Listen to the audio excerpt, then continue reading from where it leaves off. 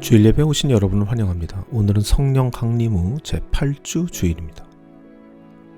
오늘의 키워드는 영적 전투입니다. 손자는 손자병법 군영편에서 이기는 군대의 특징과 지는 군대의 특징을 이렇게 말하고 있습니다. 승병선승 이후구전, 패병선정 이후구승. 승리하는 군대는 싸우기 전에 이미 이겨놓고 싸우고, 패배하는 군대는 전쟁 시작 후에서야 승리를 강구한다. 이런 말이죠. 사자성어 선승구전이 바로 이 구절에서 나오게 된 것이죠. 이겨놓고 싸운다는 말입니다. 이기는 군대의 특징이 있습니다. 이겨놓고 싸웁니다. 패배하는 군대의 특징도 있죠. 이미 싸움이 시작되어서야 이길 것을 생각합니다. 예수님께서도 전쟁이나 싸움에 대해 말씀하실 때 이렇게 말씀하시곤 했는데요. 요한복음 16장 33절 말씀입니다. 이것을 너희에게 이르는 것은 너희로 내 안에서 평안을 누리게 하려 함이라. 세상에서는 너희가 환난을 당하나 탐대하라. 내가 세상을 이기었노라. 예수님께서는 우리나라 말에는 없는 헬라어 시제인 미래 완료형을 써서 내가 세상을 미리 이기었노라 이렇게 말씀하셨습니다. 즉 예수님의 싸움은 미리 이겨놓고 싸우는 선승구전의 싸움이라는 것입니다. 이길 수밖에 없는 싸움이라는 것이죠. 왜냐하면 모든 것이 이미 계획되어 있었고 준비되어 있었다는 말입니다. 하나님 편에서 말이죠. 여러분, 이것이 바로 올바른 영적 전투의 이해입니다. 영적 전투는 이길 수밖에 없는 전투라는 것이죠. 그러므로 우리는 지금 이길 수밖에 없는 싸움을 하고 있는 겁니다. 그러니 쫄지 마십시오. 두려워할 이유가 전혀 없습니다. 결국 이기게 될 뿐입니다. 그럼에도 불구하고 바로 이 영적 전투가 이길 수밖에 없는 전투이기 때문에 우리가 반드시 명심하고 있어야 할 주의사항들이 있습니다. 오늘 우리는 그것을 함께 나누어 보려고 합니다. 다 같이 기도하시겠습니다.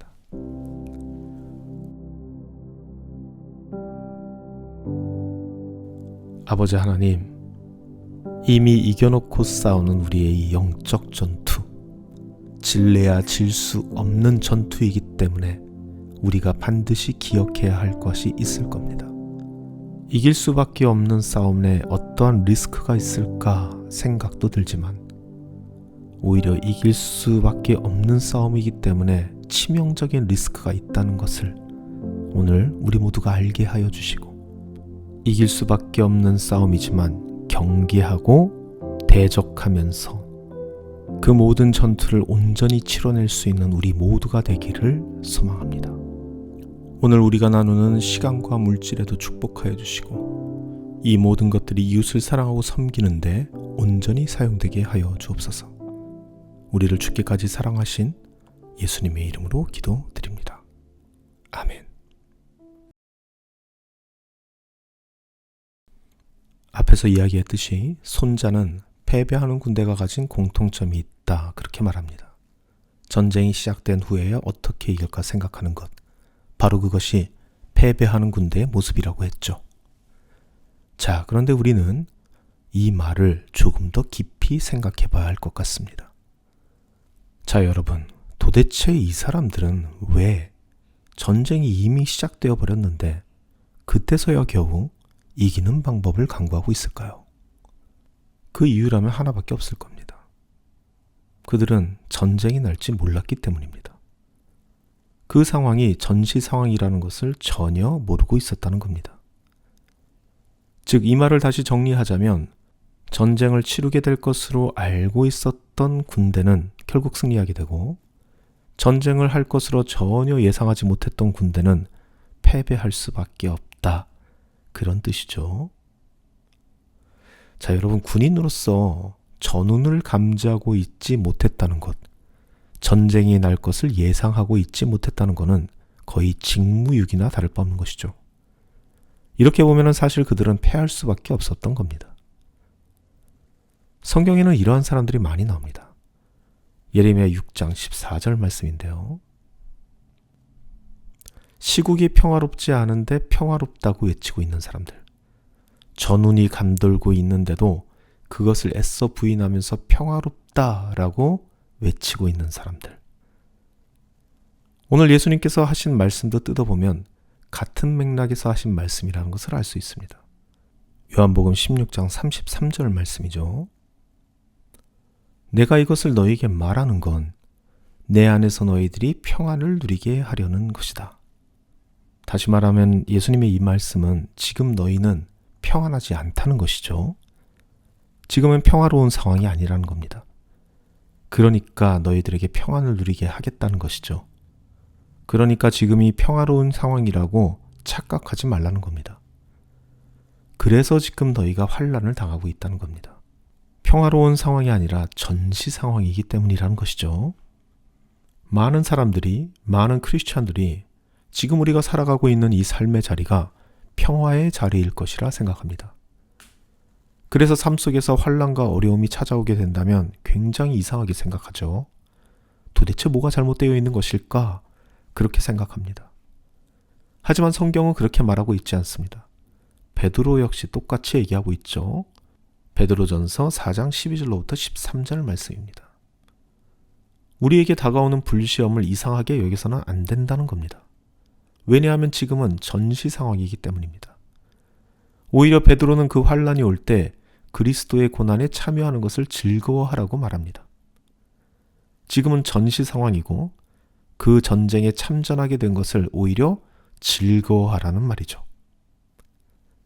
목회를 하면서 가장 많이 듣게 되는 말들이 있습니다.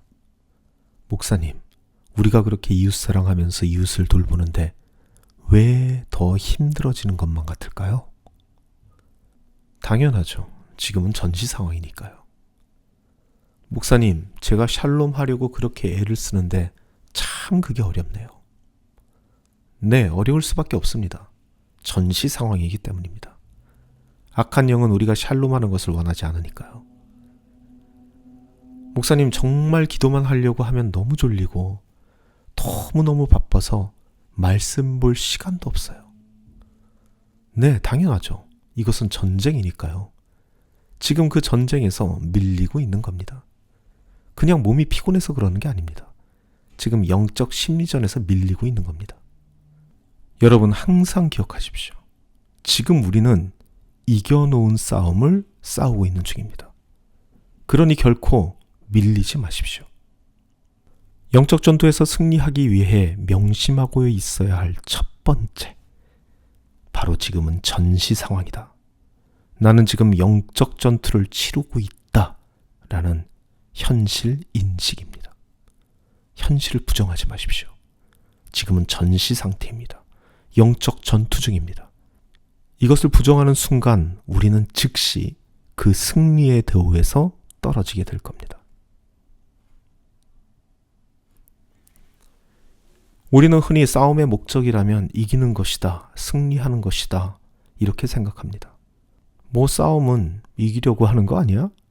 이렇게 쉽게 생각하는 경향이 있다는 것이죠. 하지만 사실 여러분, 싸움의 목적은 꼭 이기는 거에만 있지는 않습니다. 실제적으로 싸움의 목적은 굉장히 다양합니다. 자신의 존재감을 알리기 위한 싸움도 있고 자신의 몸값을 높이기 위한 싸움도 있습니다. 즉, 이기는 게 목적이 아닌 그런 싸움도 있다는 것이죠. 이런 싸움 중에 가장 최악의 싸움이 하나 있습니다. 그 최악의 싸움이 바로 공멸을 목적으로 하는 싸움입니다. 다 같이 망하는 싸움 말이죠. 내가 지금 망하게 생겼는데 나 혼자만 망하면 화나니까, 나 혼자만 망하면 억울하니까 나하고 함께 망할 만한 대상을 찾는 싸움입니다. 그리고 성경에서 등장하는 사탄의 싸움이 바로 이러한 싸움입니다. 함께 망할 동반자를 찾는 싸움이죠. 사탄의 이러한 모습은 대표적으로 욥기에서 그리고 광야에서 시험 받으셨던 예수님의 이야기에서 나옵니다. 사탄은 욥과 함께 망하려고 하나님에게 도발하고 예수 그리스도를 유혹하여서 하나님께서 세우신 구원의 계획에 흠집을 내려 했죠. 구원받을 사람이 적으면 적을수록 자신과 함께 망할 사람들이 많아지니까요. 여러분, 사탄은 바보가 아닙니다. 오히려 그 반대죠. 아주 똑똑합니다. 지혜롭기까지 하죠. 그렇기 때문에 사탄 역시 하나님과 싸워서는 승산이 있을 것이라고 전혀 생각하지 않습니다. 그럼에도 불구하고 사탄이 하나님과 대적하는 이유가 있다면 단 하나밖에 없는 것이죠. 공멸을 꾀하기 때문입니다. 하나님을 멸망시킬 수는 없으니까 자신과 함께 멸망할 사람들을 찾고 있는 것이죠. 어차피 이기려고 하는 싸움이 아니라는 겁니다. 여러분, 이것이 바로 영적 전투의 두 번째 특징입니다. 공멸을 위한 싸움이라는 것이죠. 그래서 사탄의 공격은 일반적인 공격과는 전혀 다르게 들어옵니다. 그것을 성경은 유혹, 시험, 즉 temptation이라고 말하고 있는 겁니다. 그래서 사탄의 공격은 이런 식으로 들어오게 됩니다. 열심히 말씀대로 이웃사랑을 하면서 살고 있는 크리스찬들을 향해서 야, 너 왜 그렇게 힘들게 사냐? 너무 애쓰지 좀 마. 남을 위해 살지 말고 널 위해 살아. 이런 식으로 들어오는 겁니다. 심지어 여러분, 이런 말은 크리스찬들을 통해서도 듣게 될 겁니다. 이런 식으로 말이죠. 아니 그냥 예배나 열심히 드리고 찬송이나 하면서 성경 공부 시간에 나가고 교회에서 하는 프로그램이나 하면서 그렇게 신앙생활 하면 되는 거지. 뭘 그렇게 이웃사랑한다고 그렇게 애쓰고 또 그렇게 하면서 또 상처받고 아휴 어렵다 어려워. 이런 식으로 들어오게 되는 것이죠. 당연합니다. 왜냐하면 그 사람들은 이름만 크리스찬들이지 세상 사람들과 조금도 다를 바 없는 그런 사람들이니까요. 그 사람들은 심지어 지금 전투 중이라고 생각도 하지 않습니다. 그러니까 서로 그렇게 모여서 노닥거리고 노래나 부르고 있는 것 아니겠습니까? 그래서 바울 또한 에베소 교회에 편지를 보내면서 이렇게 말하고 있는 것이죠. 에베소서 6장 12절 말씀입니다. 이 전투는 세상의 통치자들, 권력자들과의 싸움입니다. 이 전투는 어두운 세계의 지배자들과 하늘에 있는 악한 영들을 상대로 하는 싸움입니다. 우리는 이 싸움을 하면서 그들이 이 땅에 세워놓은 질서들과 정면으로 부딪히면서 싸우게 될 겁니다. 왜 꼭 그렇게 투명하게 살아야 하는 거냐? 너 때문에 우리만 불편해지는 거 아니냐? 너만 솔직한 척, 너만 깨끗한 척 좀 하지 말아라. 그 악한 사람들은 우리에게 이런 말들을 할 겁니다. 바르게 사는 게 능사가 아니다. 원래 좀 눈도 감을 줄 알고 살아야 한다. 누가 다 법을 지키고 사니? 저 봐라. 저렇게 거짓말인 게 훤히 드러나도 아니라고 그냥 빡빡 우기면 어물쩍 넘어가게 되는 게 이 세상 순리다. 그렇게 살아가는 게 똑똑하게 살아가는 거다. 이렇게 말하는 겁니다. 그리고 말로만 그치지 않죠. 그들은 시청각 자료도 함께 우리에게 줍니다. 불법을 행하고 있지만 막강한 영향력을 가진 사람들을 내세워서 우리들의 삶을 초라하게 만들 겁니다. 우리가 아무리 바른 길을 가려고 해도 괜찮다면서 이런 길도 있다면서 우리가 가는 그 길을 굽게 만들려고 시도하게 될 겁니다. 여러분, 이것이 바로 영적 전투입니다. 그들은 이기려고 덤벼드는 게 아닙니다.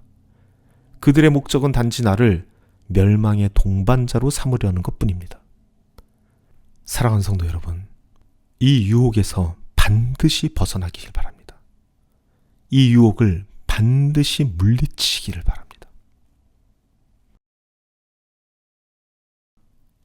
물론 하나님께서는 우리가 당하고 있는 이 사정을 너무나도 잘 알고 계십니다. 사탄이 이기려고 싸움을 거는 게 아니라는 것, 그리고 계속 도발하면서 성도들을 그 구원의 길에서 이탈하게 만드는 것, 이 모든 것을 주님께서는 잘 알고 계십니다. 그래서 그 사정을 아시는 하나님께서는 이 땅에 교회를 세우셨습니다. 그리고 그 길을 함께 걸어갈 교우들을 주셨습니다. 그들은 이 전투를 함께 헤쳐나갈 전우들입니다. 그래서 오늘 바울이 이렇게 말하고 있는 것이죠. 에베소서 6장 13절로부터 20절 말씀인데요. 우리는 하나님의 전신갑주를 취해야 하는 겁니다. 진리로 허리를 동이고 정의로 가슴막이를 하십시오. 평화의 복음의 신을 신고 당당히 걸어가십시오. 불화살은 믿음의 방패로 막아낼 수 있습니다. 구원의 투구는 언제나 여러분의 머리를 완벽히 보호하고 있을 겁니다. 하나님의 자녀로 살아간다는 것, 손해보면서 이웃사랑하고 살아가야 하는 것, 내 자리를 지키면서 남의 자리를 침범하지 않으려고 애쓰는 그러한 모든 샬롬의 행동들, 다 힘들다는 것 압니다. 괴롭다는 것 압니다. 바보같이 살아가고 있는 것처럼 느껴진다는 것 너무나도 잘 알고 있습니다.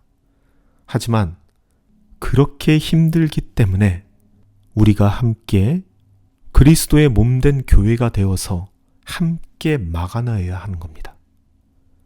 그렇게 우리가 최선의 방어를 하고 있을 때 하나님께서는 우리를 대신하여서 최선의 공격을 하실 겁니다. 좌우의 날선 말씀과 같은 성령의 검으로 우리에게 다가오는 모든 유혹들을 쓰러뜨릴 것입니다. 그렇게 우리는 우리들의 교우들과 함께, 그 전우들과 함께 이겨놓은 전투를 치러 나가는 겁니다. 사랑하는 성도 여러분, 지금은 전시 상황입니다. 그러므로 우리들에게 휴식이 있다면 참호 안에서의 잠시의 휴식이어야 할 겁니다. 우리의 예배는 나의 전우들과 서로 정보를 나누며 전략과 전술을 재논의하게 되는 병참기지가 되어야 할 겁니다. 우리의 경건 생활은 나의 갑주를 분해하고 닦아내는 개인 정비의 시간이 되어야 할 겁니다. 나의 기도는 부상당한 전우들을 후송하고 앞으로의 전투를 준비하는 보급 요청이 되어야 할 것입니다. 그리고 그 모든 것은 예수님을 머리로 삼은 예수님의 몸된 이 교회 안에서 이루어지게 될 것입니다. 이것이 바로 교회의 존재 이유인 것입니다.